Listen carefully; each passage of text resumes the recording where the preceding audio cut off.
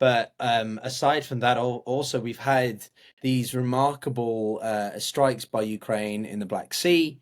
Now, the skeptics or pro-Putinists will say, well, the sinking of a couple of tankers doesn't change the overall trajectory of the war, but doesn't it demonstrate a core lacking in Russia's military architecture, which, well, I think is pretty clear. But what you've seen these, right, on top of the strikes Oh yeah. into proper. Yeah, it's no surprise. I mean, Russia lost control of the Black Sea early in the war. They had to relocate their naval fleet out of range of Ukraine because Ukraine just kept sinking them and they couldn't do anything about it. And so obviously Ukraine has always had the ability to sink Shadow Fleet tankers whenever they wanted to, or maybe not sink, but just they could sink them, but right now they're disabling, not sinking them. They've always had the ability to do that, and so it's not really a question of military capability. It's rather a question of geopolitics and why Ukraine is willing to do this now. Ukraine is obviously taking the gloves off, and I think it's because, well, there's a lot of reasons. I could do very long videos on this, but long story short, the risks associated, the geopolitical risks associated with Ukraine striking the Shadow Fleet are no longer looming as present because, first of all, some of those risks have already happened, and it seems like Ukraine can't do anything about it either way. And second of all, as I mentioned, Ukraine is also just less dependent on other countries for support at this point of the war than they were earlier on in the war. They can produce the core capabilities they need for themselves. And so now it's kind of an equation.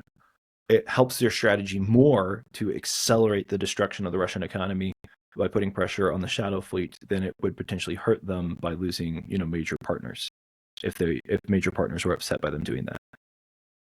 Paul, I mean, just bluntly, do you not think you're being too optimistic about Ukraine? It can do all this, but Russia can't do anything. Like Russia has taken Pokrovsk effectively, right? Isn't that a big deal? Not really. I mean, Russia took Bakhmut. The media focused on that for a long time. Russia lost hundreds of thousands of people. They finally took the city, and then it took them a long time to take Avdiivka. And then after they took Avdiivka, they've been sitting outside Pokrovsk for a long time. It took them a long time, and they haven't taken Pokrovsk. But the media has been telling us for months that they have. Eventually, they probably will. But that tells you something in and of itself. The media, rather than being too optimistic about Ukraine, what they do is they prophesy the loss of a Ukrainian city, and it actually takes like a month to years longer than the media thinks it will. And so, no, I don't think I'm being too optimistic. What happens if Russia takes Pokrovsk? From a practical level, of course, it's a loss, but Ukraine has many of their larger fortress cities behind that line.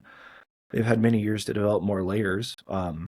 It's highly possible that Ukraine may just have decided to not put as many, you know, soldiers and resources into the fight for Pokrovsk, so they experience less casualties because they want to trade land for time. Because for them, the front line is not how they're going to end the war. The front line is just how they hold back Russia's advances for as long as possible.